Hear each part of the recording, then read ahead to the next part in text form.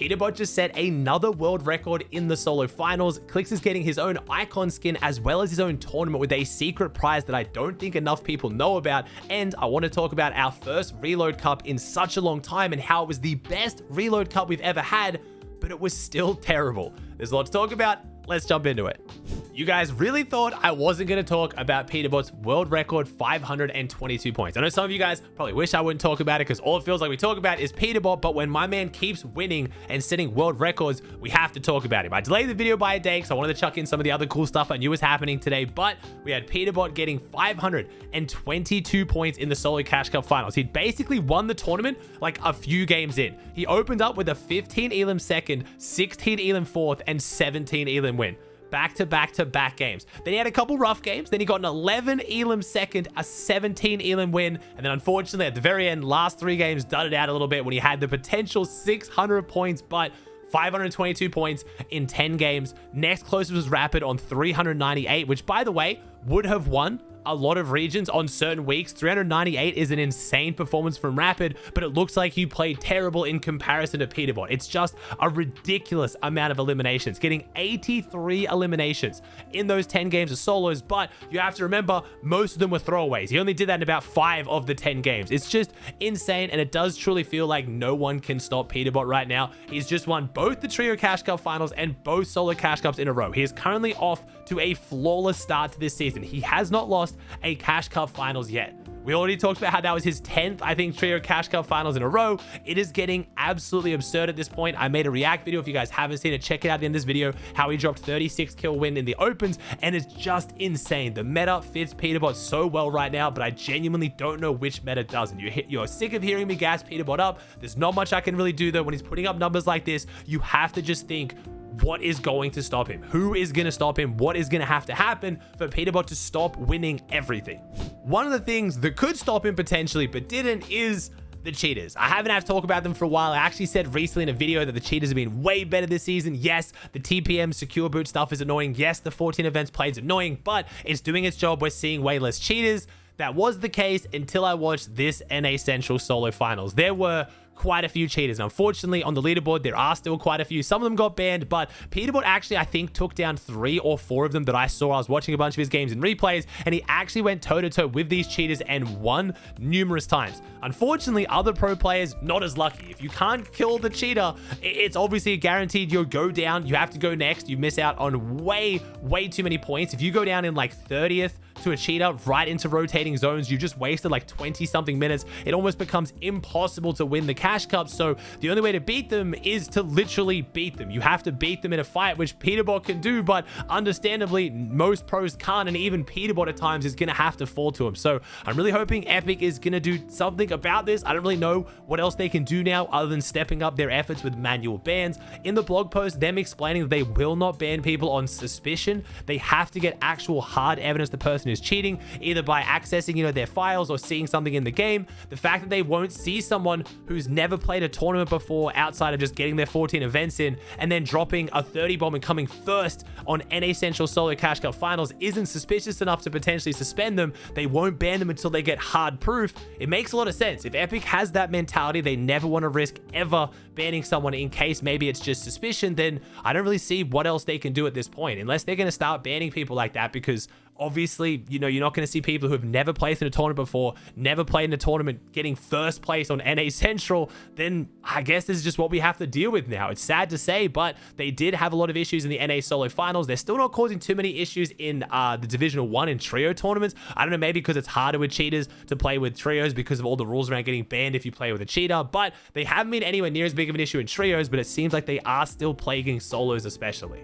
Outside of the cheaters though, we still had some insane performances on both EU and NA that weren't just Peterbot. Like I said, Rapid 398, Sphinx was up there as well, been playing really consistently in solos the last 2 seasons. Issues up here as well, Curve, Chimp, Pump holding it down for Controller Gang. We had Poyo in 10th, who was actually right behind Peterbot for a lot of the tournament. Started off really hot, but unfortunately had 3 really bad last few games, so Poyo dropped down to 10th. Still a really good performance from him as well though. We had Kanata come in 19th, Rise in 23rd, so a lot of the big dogs are showing up in solos. Over on EU, we had Chicho come in first on 407 points. Now, I watched EU first. Obviously, it happens before NA. I saw 407. I was like, damn, this is an insane performance. 7 matches, 1 win. He got a 3 Elim 8th, 3 Elim 10th, 4 Elim 3rd, 2 Elim 27th, 8 Elim 5th, 8 Elim win, and a 6 Elim 9th. Just an absolute placement warrior.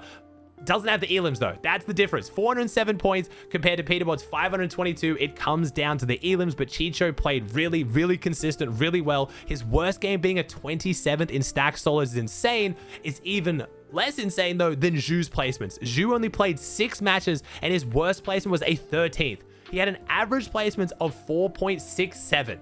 in a solo Cash Cup finals on EU. An insane performance, but again, he didn't get the last queue. He only played 6 matches, didn't get a whole bunch of elims, so he can't win it, but a really solid performance. Then we had Mappy in 3rd on 370, Prism on 370. Watching Prism streams on Twitch during these solo Cash Cups has been so much fun. I'll put his channel in the description down below. I'd highly recommend giving him a follow. He is basically Benji Fishy reincarnated. He sounds exactly like him, brings phenomenal vibes, really good player. He was in 1st place the whole tournament, went down in the last game in 97th, which really hurt his chances of beating out Chicho, but Chicho did have a very big last game, so it was going to be hard for Prism. Then we had some other big names up there as well. Sky was winning a lot of the tournament. Hari, who's been winning on EU and NA. We had Chap up there as well. We had Teeny just outside earning, so a lot of big names showing up on EU as well.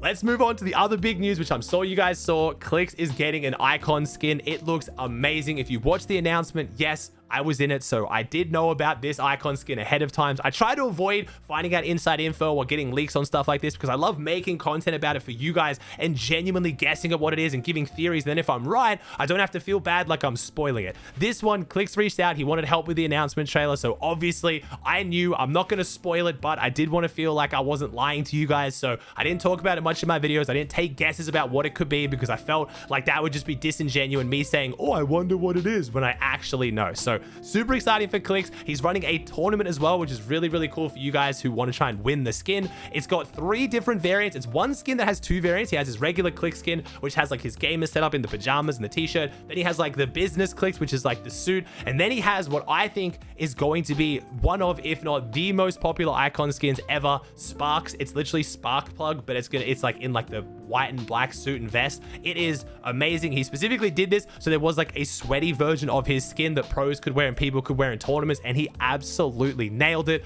He also said that all of this, the whole bundle, so the 2 skins with the 2 variants on one, there's masks on them as well, there's 2 back blings, there's a pickaxe, there's emotes, there's sprays, all of that is going to be 2,800 V-Bucks, which I think is phenomenal from Clix. I know they get to decide how the price on their bundles work, and I think that's really generous and really awesome of Clix. You can win it though. He's running a tournament. It's going to be this Friday. That's why the solo Cash Cups have now moved, so make sure you check your schedule. Solo Cash Cups have been delayed until early next week to make room for the Clix Skin Cup, but you guys can win the skin, and if you're on NA Central and you come 4th overall on the leaderboard, you are getting flown to the Pro-Am, you and your whole trio, with all flights and everything covered. So flights, accommodation, food, you're going to get tickets into the Pro-Am. Clix said he is flying out whoever comes 4th on NA Central in his Skin Cup. That is just absolutely ridiculous. I'm really excited to see who that is. I think that's a really cool idea. He's also announced that he is doing a Twitch Rivals Cup that's coming up, 1 Pro, 1 Creator in Reloads. He's doing a London meet and greet. He also announced that he has Xset in Fortnite now. He has an Xset logo in Fortnite, which you can throw up, which is the first official org that we've seen in the game, which is incredibly cool. So honestly, it was an awesome announcement. Clix is cooking up a whole bunch of sick stuff for it, knowing that he's been placing this well and grinding this hard with so many things going on in the background like this makes me even more hopeful and more excited for how their competitive season or chapter can go.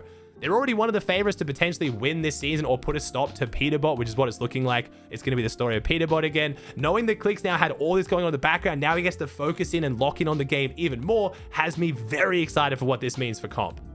Speaking of the Pro-Am, we had our Evaluation Reload Cup today on EU, which we're guessing was a way to test the game mode ahead of the Pro-Am coming up. It was a bit of a disaster. Not as bad as what it normally is. The Reload Cup actually worked. The tournament worked. You queued into the games. There wasn't weird bugs where the map was like combined with each other. It, for the most part, worked. It just wasn't really good. The format was a bit strange. It was all players in Div 1, so there was no cheaters, none of that. It was an Evaluation Cup, but the way the placement worked was anyone who got top 10 out of the 20 teams that load into a reload map, you get top 10, you get 50 points. That's it for placement. There's no other placement points, and each elim is worth 1. So once you get 10th, there is no reason to play for the win outside of getting elims.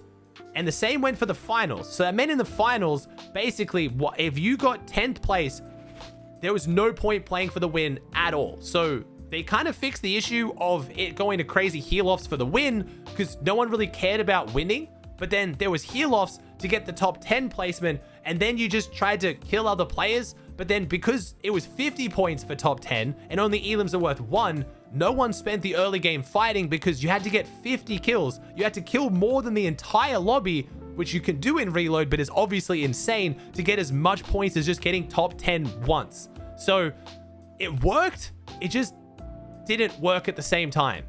I don't think the Pro-Am is going to follow this format. I'm pretty sure the Pro-Am is going to be regular with, like, you know, first, second, third, fourth, or getting placements, and elims will hopefully be worth a little bit more. It is a hard balance. I talked about this a lot in the past. I don't think we're going to get reload tournaments coming back now. A lot of people are saying, oh, these evals are because they're bringing back reload cash cups. They might be, but if today was any example, I think it just shows the game mode is just flawed for tournaments. And I've talked about this a whole bunch. You make kills worth too much, and then it doesn't feel like a tournament because everyone's just running at each other, but you don't make kills worth enough, and it just goes to heal off because you can't kill out the lobbies anyway because no one's fighting, and if they do, they just reboot. So it's a bit strange. I don't mind the first option, it just being a super kill heavy tournament where you just fly in and fight and fly in and fight, and it feels like a free-for-all map. You kind of wanted to have the reboot feature be a major feature. Like, actually getting reloaded into the game should matter. It shouldn't just feel like a weird mini battle royale. Also, the zones don't rotate, so there's no way they can ever really make it super competitive, in my opinion, because if you know where the zones are going to go, people are always going to set up and just play for heal off and just box up where the next zone's going to go,